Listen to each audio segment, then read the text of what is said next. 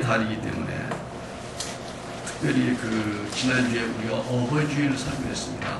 그래서 지난주에, 지난주는 야외를 가는 바람에 특별히 어린이를 위한 설교를 하지 못해서 어린이 설교에 관련된 것이기도 하지만 우리의 자녀들이기도 하고 우리 다음 세대 또 우리나라의 지금 미래에 대해서 많이 염려하지 않습니까?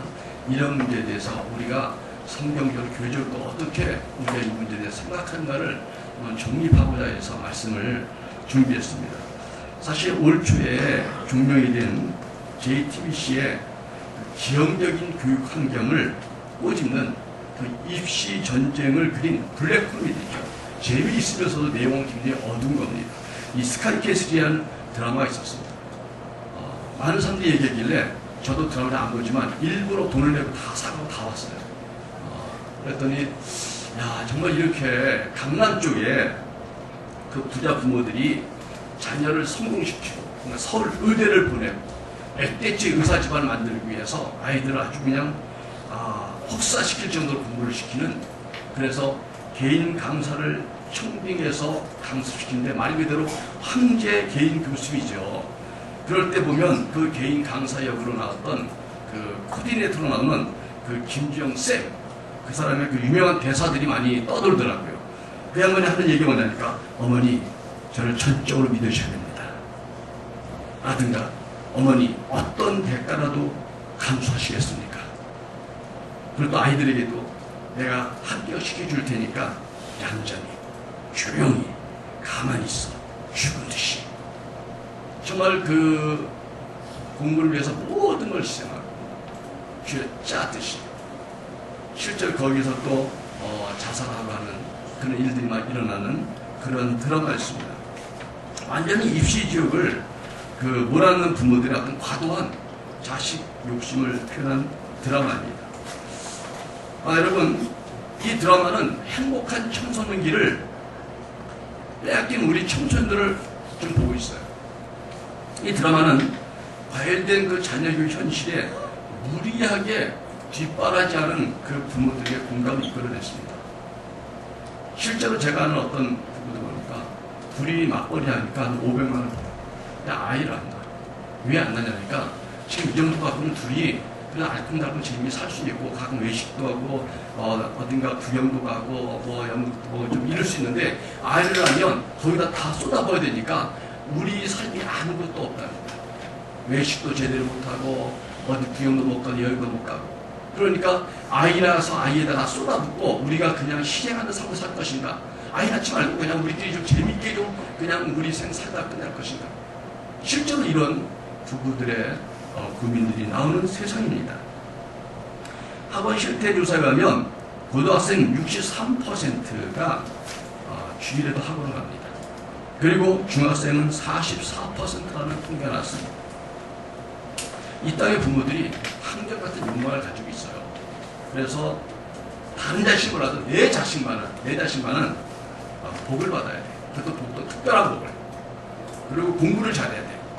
잘하는 것도 아니고 뛰어나게 잘해야 돼. 건강해야 돼. 절대 아프면 안 돼. 성공해야 돼. 아주 크게 성공해야 돼. 이런 욕심을 다 갖고 있습니다.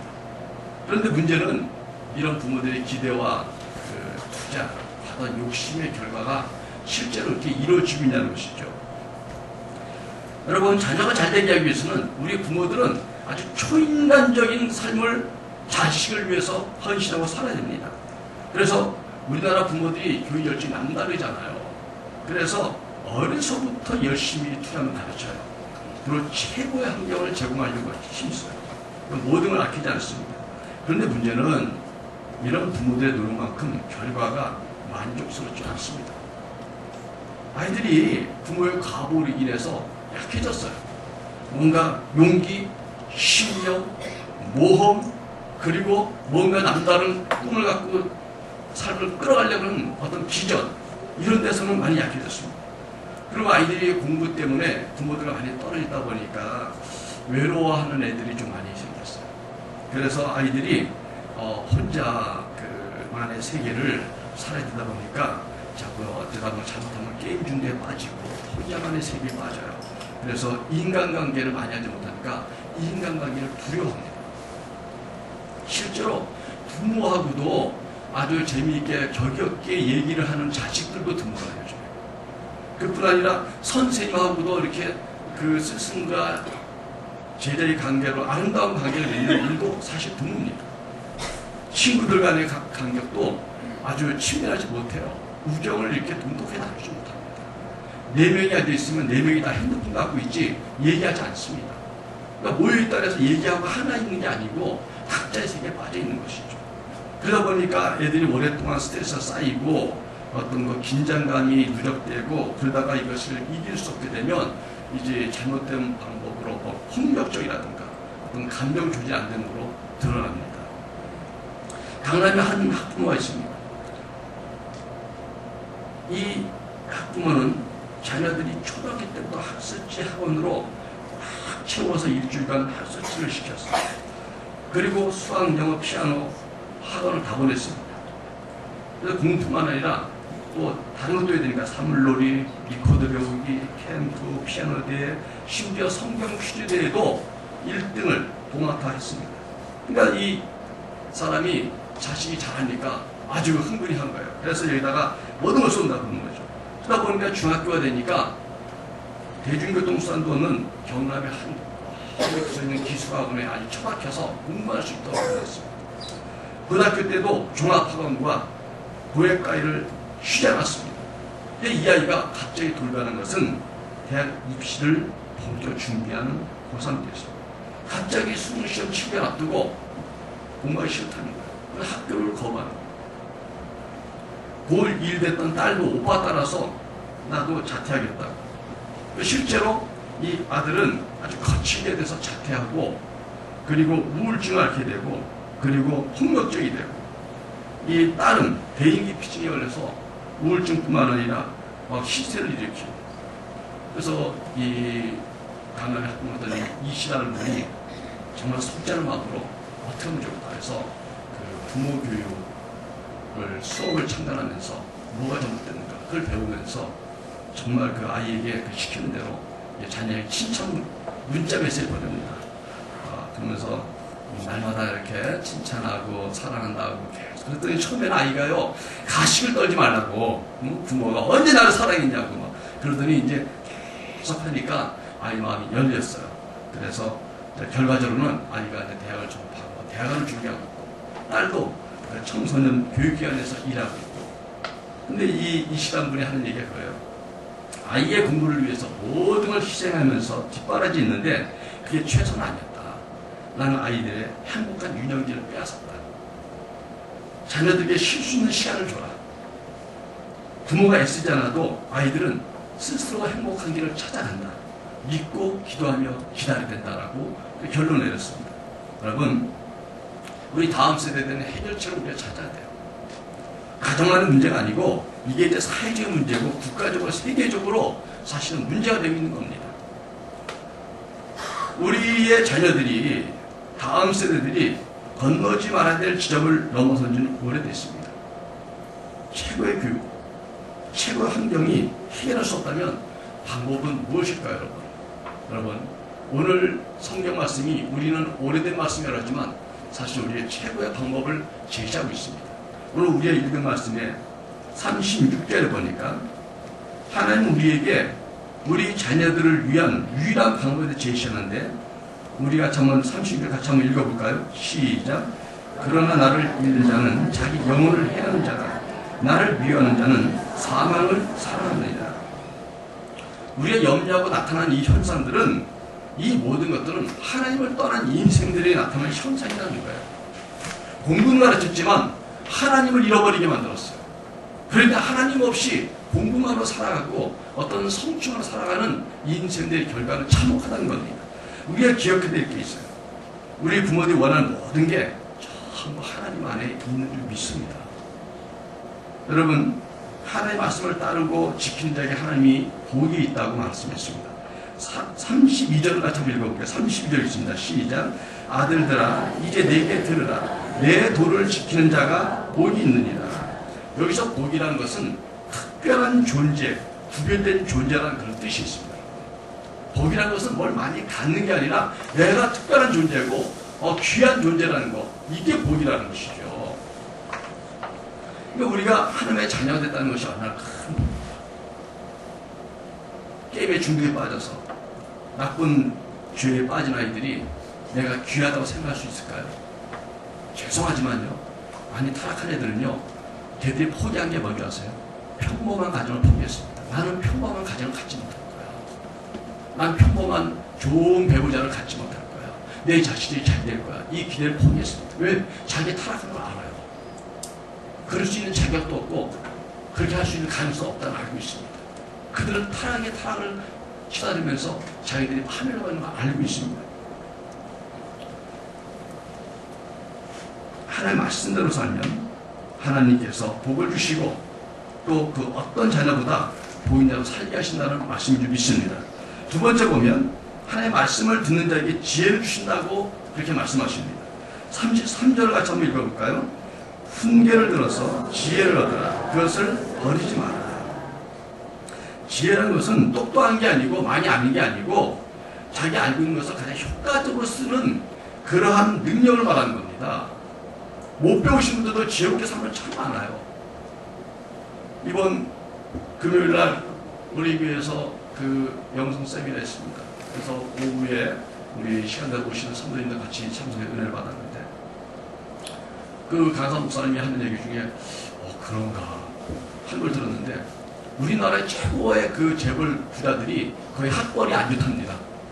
그러니까 학벌을 높이면 그 최고는 못 되고 그 밑에 일하는 사람은 되는 것 같아요. 학벌이 별로 안 좋다는 거예요. 아직 우리나라 대통령 중에 서울대 출신 아직 안 나왔죠. 뭔가 우리가 생각하는 바람과 좀 다른 것 같아요. 실력이 있어도 지혜롭게 못하면 성공할 수 없죠. 하나님이 우리 자녀들에게 지혜를 주셔야 성공할 줄 믿습니다. 정말 이길 수 없는, 아무도 이길 수 없는 그런 지혜 명철을 주님이 주셔야 돼요. 그리고 역경 속에서 세상을 이길 수 있도록 하나님이 특별히 그들을 붙들어 주셔야지 성공할 수 있는 것이지 실력적으로 되는 세상이 아닌 것 같아요. 세 번째로 35절 보니까 하나님을 얻는 자가 생명을 얻는다 그랬습니다. 하나님을 얻는 자가 생명을 얻는다. 35절 같이 한번 읽어볼까요? 대저 나를 얻는 자는 생명을 얻고 여호와께 은총을 얻을 것이니라. 이 생명은 두 가지 의미가 있습니다. 하나는 육신적인 것과 하나는 영적인 것입니다. 그러니까 우리가 생명을 얻는다. 생명은 육신도 있었지만 여기 영혼이 떠나면 시체죠.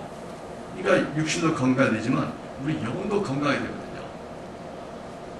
그래서 우리 자식들이 귀한데 부모들이 잘 되기 원하지만은 그러나 우리가 잘못하면은 육신의 건강만 위하고 또 머리에 어떤 들어있는 어떤 학문만 바라지 영혼에 대해서는 우리가 등한시하는 것은 아닌가. 영혼. 우리가 아이들을 건강히 만들었는데 아주 뭐 헬스 클럽에 다녀서 아주 뭐 무슨 미스터 코리아처 만들었는데 그 영혼이 타락해서 지옥에 간다면 우리 자식 잘못 키운 거고 실패한 거죠. 실패한 거죠. 여러분 우리들의 자녀들이 영원히 지옥에서 고통받는다면 견딜 수 있습니까? 그거 견뎌낼 수 있겠어요? 우리 자녀들이 하나님을 떠나지 않게 됩니다. 하나님 안에 있을 때 이 땅에서 하나님의 복을 받지만 내일에서도 영원한 복이 있는 줄 믿습니다. 네 번째 보면 하나님을 잃어버린 자, 떠난 자는 사망에 이를 수밖에 없다고 성경은 단호하게 말하고 있습니다. 36절 같이 한번 있습니다. 그러나 나를 잃는 자는 자기 영혼을 해하는 자, 나를 미워하는 자는 사망을 사랑하느니라. 결국 우리 자녀들이 정말 필요한 게 무엇인지를 생각하는 것입니다. 하나님의 말씀과 하나님이 제시하는 방향과 우리가 하고 있는 방향이 다르다면 우리가 하나님께 맞춰야지 하나님 우리에게 맞출 수 있겠습니까? 여러분 정답에다 맞춰야지 잘못된 오답에다 맞출 수 없잖아요. 우리가 오답이라면 하나님께 맞춰야 됩니다. 그걸 말씀하는 것이죠. 여러분 지금 우리의 자녀들은 어떤 모습일까? 우리 자녀들은 지금 뭘 우선하고 그들의 인생의 목표는 뭘 갖고 살아가는 것일까? 많은 믿음의 부모들조차도 자녀들이 신앙이 없어도 살 수 있다고 가르치고 있습니다. 신앙보다 공부를 우선해요. 교회 생활이나 신앙 훈련은 전혀 관심이 없고 이 어떤 학원 일정이나 또 사회 일정이나 이거하고 교회 일정이 겹치면 교회를 포기시킬 때 많습니다. 세상 것은 우리에게 약간 유익이 있지만 하나님을 만나는 인생들에게는 그들의 영혼에 잘됨이 있고 그들의 운명이 바뀔 줄 믿습니다. 그럼 우리가 교회 다니는 이유가 뭐예요? 여기서 누가 지식을 얻습니까? 우리가 뭐 주일날 밥 한 끼 얻어먹는 거 우리 교회밥이 맛있지만 할렐루야. 이거 먹으려고 오는 거 아니지 않습니까? 이것이 이게 좀 편하고 풍성은 있지만 그러나 그 속에 사랑, 하나님 안에서의 그 정말 그 사랑의 삶, 또 거기서 말씀을 배우는 이런 걸 통해서 우리의 영혼의 유익이 때문에 오는 것이지 육신적인 어떤 유익이 없잖아요. 뭐 돈을 법니까? 여기 있으면 일당 줍니까? 누가? 그럼 우리가 여기 났을 때 주님께 우리가 헌신 요구받아요. 믿는 분들은 그게 부담스럽겠지만 믿는 자들은 여기서 드리는 헌신이 우리가 세상을 섬길 수 있는 가장 소중한 통로가 되는 걸 알고 있습니다. 여러분, 많은 부모들이 신앙이야 나중에 얼마든지 가질 수 있지만 공부는 지금 놓치면 안 된다고 생각합니다. 그러나 신앙을 포기하고 세상을 멀리 떠나가서 오지 않는 수많은 젊은이들이 있습니다. 오늘 이걸 시작하면서 갑자기 마음이 감사되고 기쁨이 되는 게 오늘 우리 군인으로 간 군대 간 청년 우리 현빈이가 딱 들어오는데 아이고 야 저 청년이 이 휴가 나면 얼마나 가고 싶고 놀고 싶은 게 많겠어요. 근데 주일날 교회를 딱 오는 거 보니까 너무 감사한 거예요. 왜냐면 군대에 가서 신앙 잃어버리는 젊은이 많아요. 너무 안타까워요. 그냥 오랫동안 몇 년씩 교회에서 가르치고 함께 이렇게 했는데 군대에 가서 그냥 변질되고 잃어버리고. 여러분, 성공보다 하나님이 기뻐하시는 일을 하는 자녀로 사람으로 양육하는 것이 우리의 목표인 줄 믿습니다. 여러분, 제가 몇 가지의 그 실제 사례들을 좀 오늘 소개하려고 해요. 인천 남동 경찰서에 학교 전담 경찰관 박용호 경이라는 분이 있습니다. 이분은 지금 19명의 비행 청소년들이었죠. 이 친구들 유치장도가 그렇게 해갖고 이제 자기 담당이 됐는데 얘들을 선도하기 위해서 자기가 잘하는 유도를 통해서 정말 건강하고 또 운동하면서 목표를 주고 그럼 자기랑 같이 정말 같이 이렇게 인간적인 교육을 하면서 애들을 바로 일으켜서 지금 이 19명의 청소년들이 지금 유도 선수화돼서 좋은 성적을 나누면서 새로운 삶을 살고 있습니다.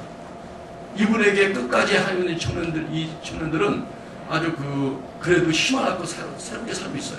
그러나 이분 밑에서 견디기 싫어서 그냥 새로 나간 애들은 벌써 어떤 친구는 한 7번, 벌써 7번의 죄를 갖고 유치원 왔다 갔다 했다고 하더라고요. 이분은 자기의 삶 속에서 이 다음 세대에 소망을 주고 이끌어주는데 자기의 성공과 봉사하는 분이죠. 두 번째 보니까 독일의 유명한 사진작가였던 칠더스 사모님이 있습니다. 이분이 1997년 30살 때 생일을 앞둔 어느 날 아침 눈을 떴을 때 자기가 하나님께 이렇게 말했대요. 하나님, 남은 인생을 더 이상 이렇게 살고 싶지 않아요. 저의 사진 기술을 통해서 하나님을 위해 사용하고 싶습니다. 그런 삶을 살 수 있도록 저에게 길을 열어주세요. 그녀는 지금 선교지에 다니면서 사진을 찍고 또 전시회를 열고 그 수입으로 네팔과 에티오피아에 음물을 파주는 사역에 헌신하고 있습니다. 이 사람이 가장 기억에 남는 인물이 하나 있는데 동아프리카 지부티라는 곳에서 만난 소녀 하바다. 소녀의 눈을 보면서 고통 속에 있다는 것을 단번에 알았다. 이 여자아이는 14살에 원치 않는 결혼을 했고 이듬해 이혼을 당하고 공동체에서 또 단절되고 쫓겨나듯이 단절된 삶을 살고 있습니다. 그리고 거기서 아주 여자들에게 굉장히 힘든 고통스럽고 할례 문제로 또 고통을 당했습니다. 그래서 이 치자 사모는 이 하와의 고통을 전 세계에 알리고 싶었다. 그래서 이 여인은 고통받는 세계에 그 사람들의 삶을 이렇게 찍어서 전시회를 열고 그들에게 기부를 할 수 있게 하고 그를 또 눈물 파는 데 헌신하는 삶을 살고 있습니다.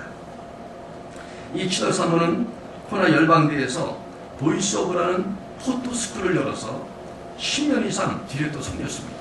이 학교를 거친 전 세계 학생들이 1000명이 넘습니다.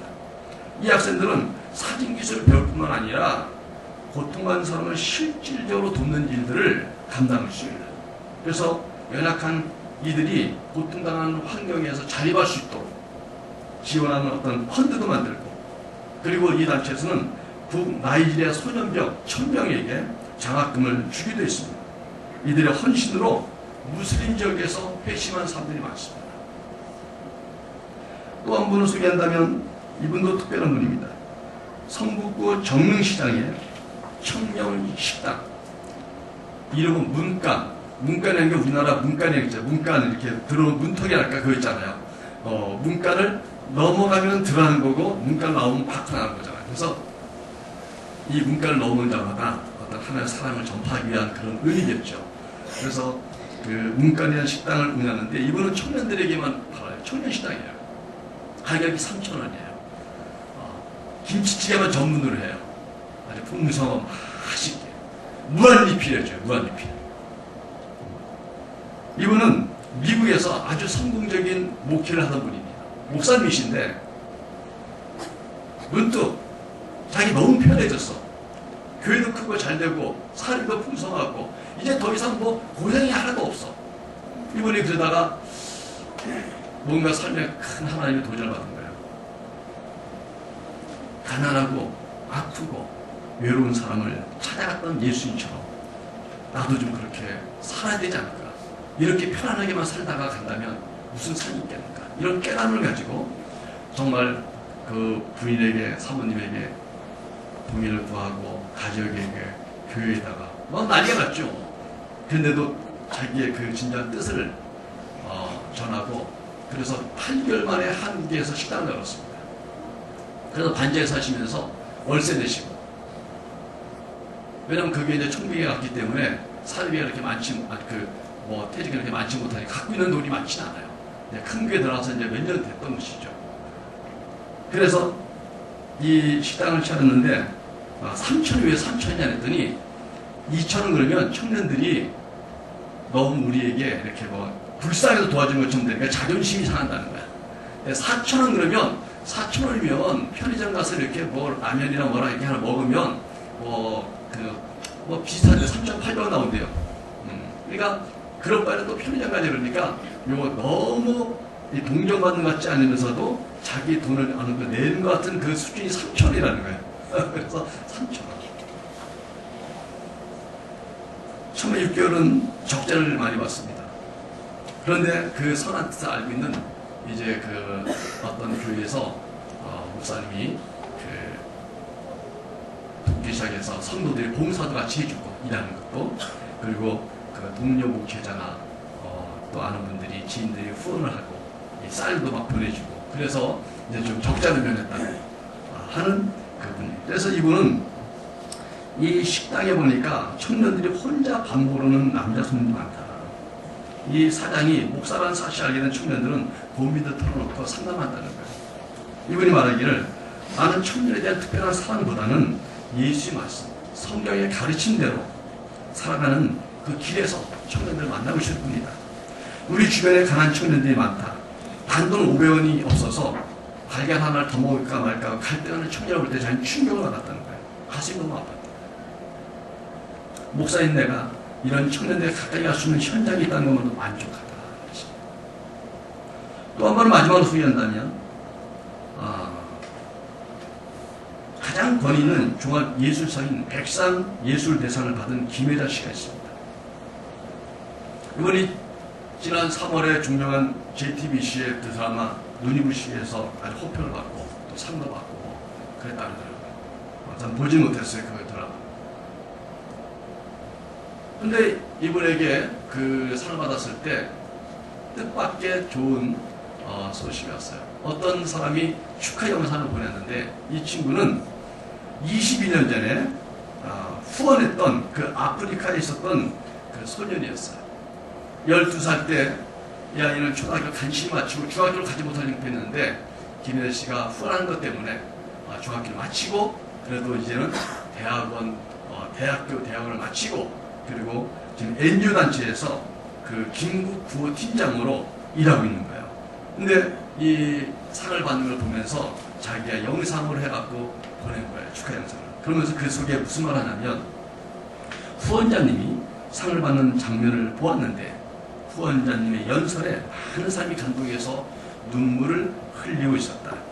사람들은 후원자를 화면을 보겠지만 저는 후원자님이 어떤 동기로 가난한 사람을 돕는지 잘 알고 있다.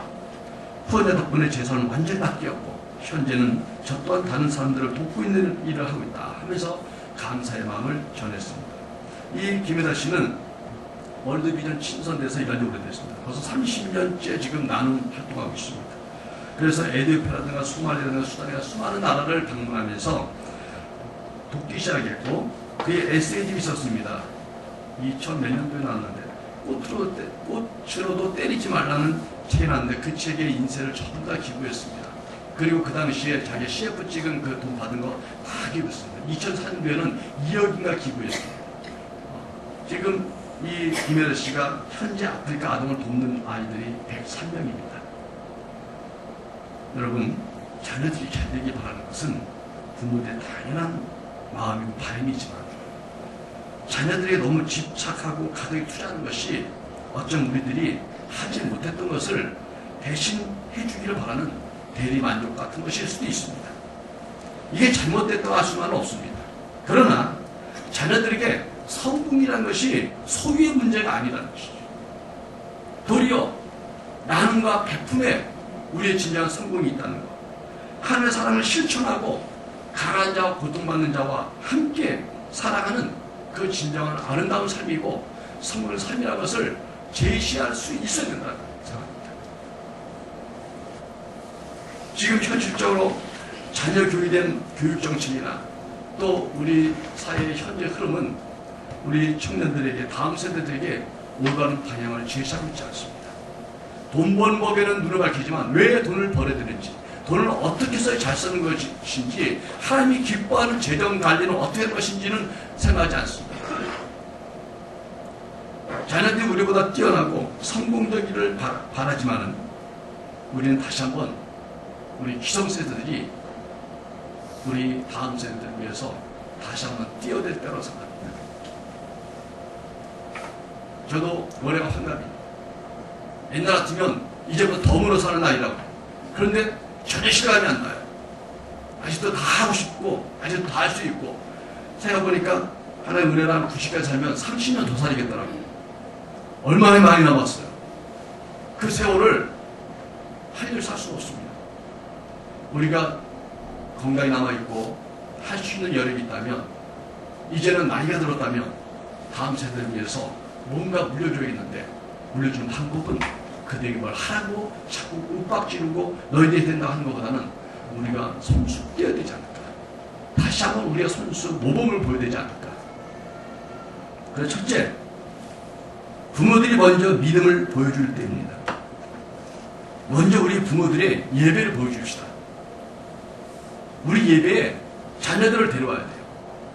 예전에는 초기라서 그렇고 장수도 없어 그렇지만은 조그마한 그 예배당에요. 남녀노소 다 모였습니다. 할머니, 부모님, 손자 다 모였습니다. 그래서 예배를 드리는 거예요. 그러니까 설교도 그냥 성경 말씀, 좋은 말씀을 은혜롭게 거기에 맞춰서 합니다. 다 같이 은혜 받고 거기서 한 교회에서 할머니, 부모 세대 그리고 그 손자 세대까지 같이 하나가 되어서 서로 사랑하고 하나가 공동체 됐습니다. 근데 요즘은 막 분리가 되다 보니까 우리 학생들이 어떻게 예배드리는지 알지 못해요. 여러분 9시에 한번 우리 학생님이 나와보세요. 제 말이 무슨 의미인지 압니다. 가슴을 찢어야 됩니다.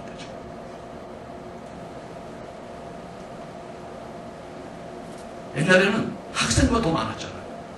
아동부는 많았어요. 제가 70년대 교회 봉사할 때 교회가 예배당이 조그마해서 이거에 여기 있는 자리 2개 정도 됐습니다.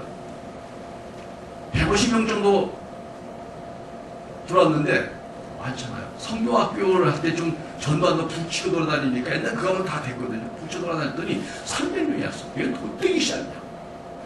그래서 제가 그때 전도하지 말자. 성교학교를 전도하지 말고 우리 애들을 더 질적으로 가르치자. 왜? 장소가 좁아서 와도 감당이 안 되고 막 수업도 안 되고 떠들고 옛날에 또 애들이 교육이 덜 됐잖아요. 정신없잖아요. 애들이 뭐 이렇게 차분하지 않아요. 이거 너무 많아서 그만하자 할 때가 있었다. 근데 지금은 여러분 지금도 이 시간에 밑에 아동부하고 있지 않습니까? 옛날 같으면 지금 이 장로교회 2배 정도 돼야 되잖아. 아동부가. 지금 저 끝에 한 자리쯤 됩니다. 우리 아동부가. 저 끝에 한 자리에 절반 정도 학생들쯤 됩니다. 우리가 잘해보라고 신앙생활 잘하는 말할 아이디어 없습니다. 우리가 뛰어야 됩니다. 우리가 예배를 제대로 하나님 앞에 은혜만 드려야 되고 또 우리가 함께 예배 드리면서 은혜 받는 모습들을 자녀들이 보고 같이 예배를 가르치고 그들의 기도를 가르치고 봉사활동을 보여줘야 되고 우리의 신앙을 보여줘야 되고 우리가 얼마나 주님을 뜨게 사랑하고 말씀을 사랑하고 말씀대로 사는 삶이 무엇인지를 보여줘야 된다는 거예요.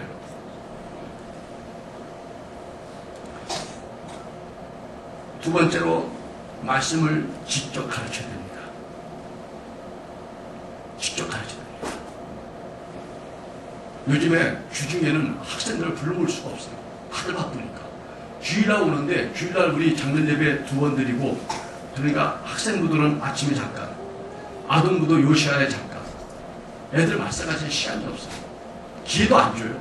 그러니까 잘해야 15분 정도 부모 공부할 때 말씀을 가르치는데 그것도 뭔가 환경이 안 되면 못 가르치죠.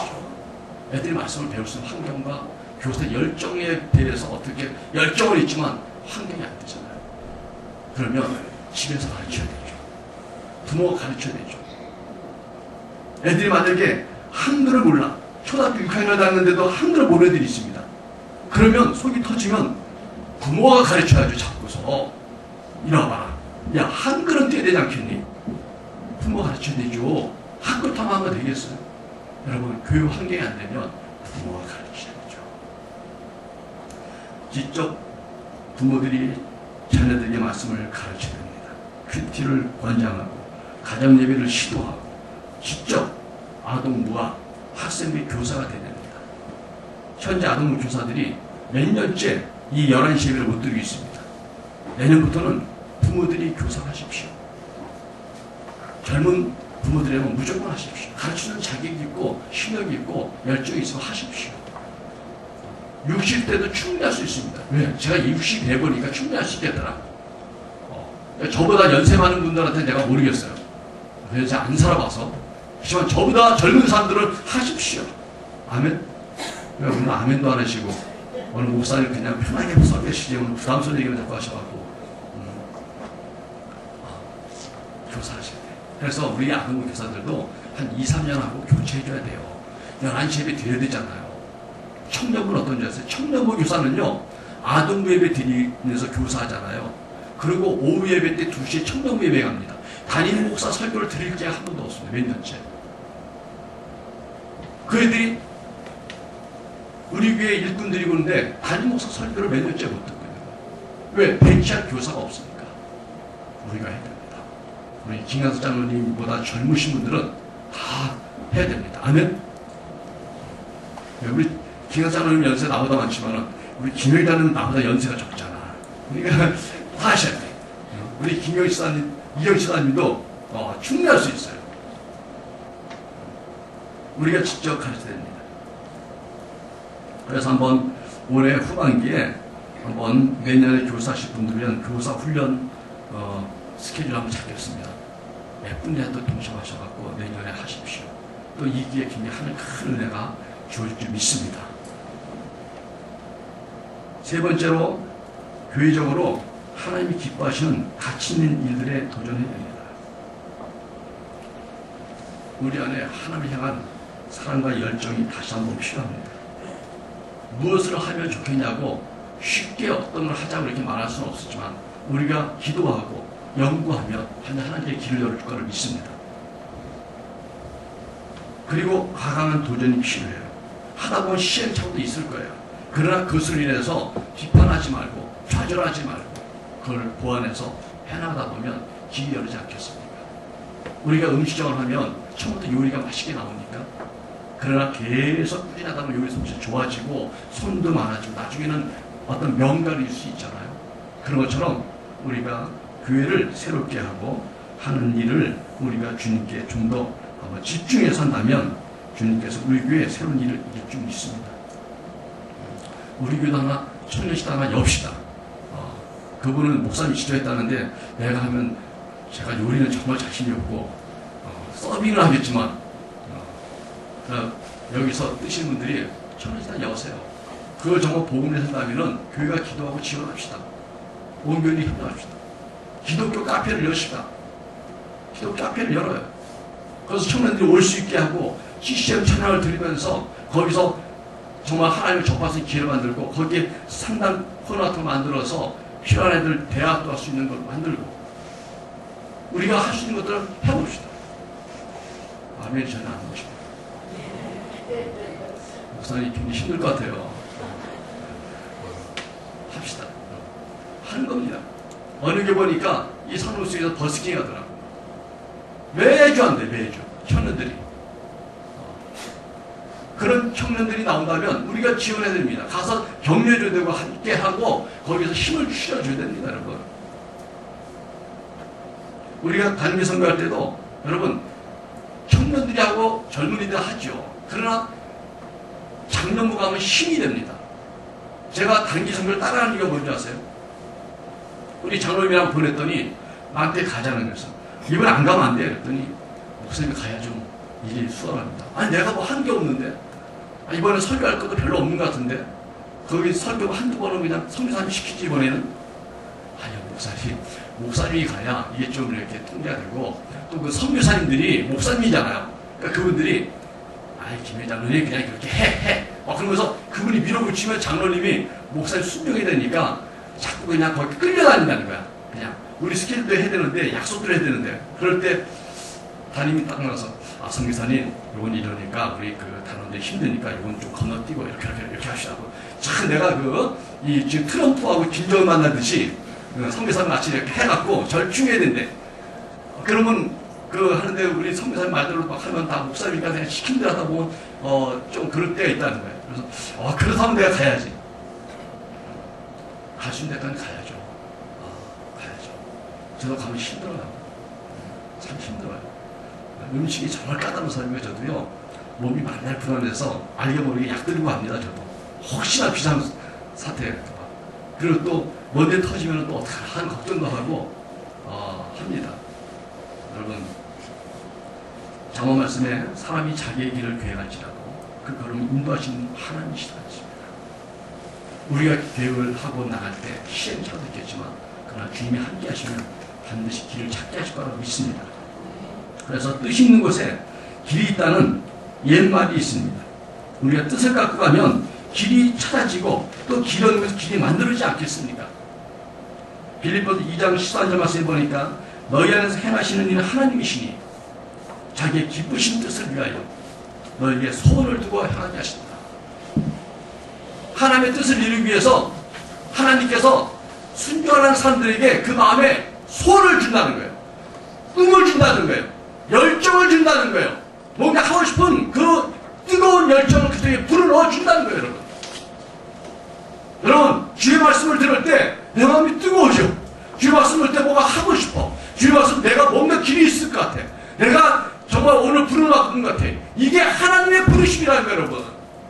꿈에 나타나서 하나님 말씀하기 기다리지 말고 설교 말씀 시간 때 우리의 모임과 예배 시간에 감동 주시는 하나님의 말씀 앞에서 아멘하면 주의 말씀을 순종하는 줄 믿습니다, 여러분. 제가 가끔 얘기하잖아요. 저는 하나님 너무너무 사랑하고 교회를 너무너무 사랑했지만 누가 나한테 교회 좀 더 열심히 하라는 얘기를 안 해서 열심히 못했습니다. 저는. 왜 열심히 하는데도 더 하고 싶은데 너무 과할까봐 제가 왜 저렇게 지나쳐할까봐 결제를 했어요. 그 뜨거운 마음을 갖고 있었지만 나는 길을 몰랐습니다. 우리 집안에는 목회자 집안도 아니고요. 제가 다니던 교회 목사님은 10월에 목회자 올라오셔갖고 딱 설교와 신방 외에는 다른 게 없습니다. 그러니까 너무 답답해서 청년이 다 떠나갔어요. 제가 전도했던 청년이 다 떠나갔습니다. 붙잡아도 잡을 길이 없었습니다. 나중에 저는 신앙하면 떠나왔지만은 그런데 나에게 그를 이끌어줄 영적인 지도자가 없었습니다. 너무 반가했습니다. 제가 대우를 다니면서 3년간 사실은 그 비상계단 창문에 가서 천만 개의 하소연했어. 하나님, 이거 내 길이 아닌 것 같아요. 근데 나는 장남이고 집안의 모든 걸 책임져야 되고 동생들이 어리고 내가 버는 수입이 또 가정을 이끌고 또 이 직장이 좋다는데 나는 별로 안 좋아요.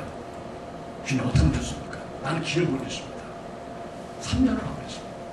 또 어머니가 도와주셔갖고 기독교 서점을 했는데 기독교 서점한 것도 담임 목사님이 신학교 원서를 안 써줘갖고 그냥 포기하고 기독교 서점 쪽으로 그냥 가는 거예요. 근데 신학을 결심하게 된 마지막 결단이 어딨었냐면 종로에 가면 생명의 말씀사가 큰 서점이 있었습니다. 그 서점을 자주 가서 기독교 서점 많이 이제 거기 서서 많이 봤죠. 돈이 없으니까. 나오는데 나가는 문 바로 밑에 제일 밑바닥에 이렇게 보니까 제일 안 나가는 저 오래된 책들이 쭉 쌓여있는데 딱 눈에 띄는 게 소명이란 무엇인가. 19세기 가장 유명한 설교를 했던 스펄전의 설교집 하나가 딱 있는데 소명이란 무엇인가. 가다가 눈에 띄어서 거기서 그 자리 읽어봤어요. 얇으니까. 거기서 제 마음에 당기고 나니까 거기서 그 말씀하시더라고요. 소명이란 열정이다. 네 마음에 하나님의 열정이 있다면 그게 소명이다. 불신이다. 그 순간 주님, 나는 길을 모르지만 열정은 있습니다.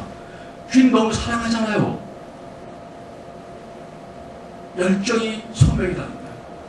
난 그 말씀 속에서 누군가 말해주지 않았지만 내 길이 있다는 걸 알았습니다. 여러분, 그리고 난 지금 여기 있습니다. 교회가 재정으로 어렵고 힘든 IMF를 지냈습니다. 우리 사모가 재정으로 굉장히 어려움 당했을 때, 힘들었을 때 제가 우리 사모한테 붙잡고 몇 번 한 적이 있어요. 우리가 왜 일을 하는지를 기억하자. 돈을 벌려고 하면 이 일을 안 했다. 우리는 돈을 벌고 있었고 잘 벌고 있었고 더 편해질 수 있었잖아. 근데 그걸 포기하기로 결단하고 우리 얘기가 한 거 아니냐. 그냥 돈을 벌어서 지금 겐나게 살죠. 이 동네 안 살지도 몰라요, 여러분.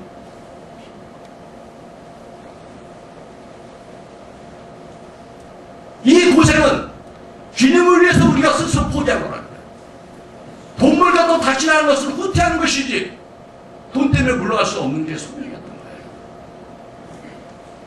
저는 목회하고 벌써 20몇 년 됐지만 단 한 번도 제가 신학을 하고 목회한다고 후회한 적이 없습니다. 아무리 고통스러워도 나 이것이 후회스러운 일이 없습니다. 배우 설계에서 그리워본 적이 없습니다. 그건 나랑 아무 상관이 없는 것이에요. 매년 근무하고 모든 자료 그냥 포기하고 나올 때 갖고 있는 게 내가 여기서 매년 근무했는데 나갈 때 갖고 갈 게 뭘까 했더니 그때 제도연필 샤프 하나밖에 없더라고. 근데 다른 거 뭐 공학 계산기를 어디다 쓰겠어 나가서 샤프 하나 들고 나왔어. 미련이 없어. 여러분, 하나님은 소원을 두고 해가야 되신다 하잖아요. 여러분의 열정이 있습니까? 하나님 향한 뜨거운 마음이 자꾸 부들부들 올라옵니까? 기도하십니다. 그리고 길을 모르지만 주님께 순종하고 나가면 그 길이 인도하신 분이 주님이시니까 길이 없는 곳에 길을 만들어 주시니까 그분은 광야에 길을 내신 분이고 사막에 강을 내신 분이십니다. 그분 자체가 나는 길이요 진리요 생명이라고 말씀하지 않았습니까? 여러분, 우리 교회가 길을 찾고 있어야 됩니다. 우리 한 가정간의 문제는 아닌 것 같아요. 여기 결혼 안 하신 분들도 있어요. 자녀가 없는 분들도 있어요. 그러나 우리 하나님의 나라라는 하나님의 가족이라는 이 큰 대가족 안에서 우리가 이 세상의 다음 세대를 위하여 포문을 열어야 되겠고 길을 열어야 되겠고 뭔가 하나를 도전해야 되겠는가요? 교회 그냥 건물 유지하다가 그냥 조용히 지나고 편안히 지났는데 아무 문제 없이 지냈어. 감사히 하고 난다면 주님께서 너의 талант을 땅에 파묻어 두었구나 말한다면 얼마나 크고 그렇겠어요. 야, 건물 그런 거 있으면 뭐 좀 해볼 만한 것도 있지 않았겠어? 성도 그 정도면 그래도 뭐라도 할 수 있지 않겠어? 어제 토요일날 여기 그 놀이터 가서 9층 이런도 했어요. 우리 사모가 9층 이런도 하자 그래갖고 이제 가봤어요. 그래서 갔더니 이 놀이터가 되니까 알지도 못하니까 사람들 손님이 별로 없었대. 그런데도 이 젊은 한 친구가 그래도 있어 왔는데 애들 거 이렇게 아빠가 이렇게 하고 있다가 전도가 돼갖고 잘하면 될 것 같아요. 그래서 보니까 아주 예술을 하는 청년이더라고요. 예술. 그래갖고 팔뚝에 이렇게 그림 많이 그렸더라고요. 이렇게. 그래갖고 아이고 내가 무슨 그림도 잘 그리고 그랬더니 아이고 한때 어렸을 때 그랬죠. 그러더라고. 근데 참 감사하죠. 한의원이 어때요? 정말 귀하더라고. 그런데 또 보니까 아이들이 놀이터에 놀고 있잖아요. 그러니까 본사장님, 여기 놀이터에서 이 부침개 하면서 떡볶이도 좀 주고, 누가 교사나 청년들 와서 애들 거기 놀이를 자꾸 점수 이렇게 하면은 애들도 전도되고, 또 애들 때문에 따라오는 부모도 슬슬 또 부침개 하나 먹다 보면 언젠가 되지 않을까. 이런 소망이 생기더라고요. 해보니까 또 이게 좋더라고요. 난 처음에 요즘 누가 부침개 먹겠어. 그런데 또 가보니까 좋더라고요. 여러분, 너희에게 소금도 행하게 하시는 하나님은 하나님께서 원하신 일을 너희가 한다면 하나님이 도와준다는 약속이 맞습니다. 전교인이 청년들과 다음 세대를 위한 기도와 투자, 도전에 한마음이 되십시다. 우리가 모든 걸 한꺼번에 할 수가 없습니다. 그러나 지속적으로 꾸준하게 하나씩 일어나가면 하나님께 반드시 우리 교회를 통해서 축복할 줄 믿습니다.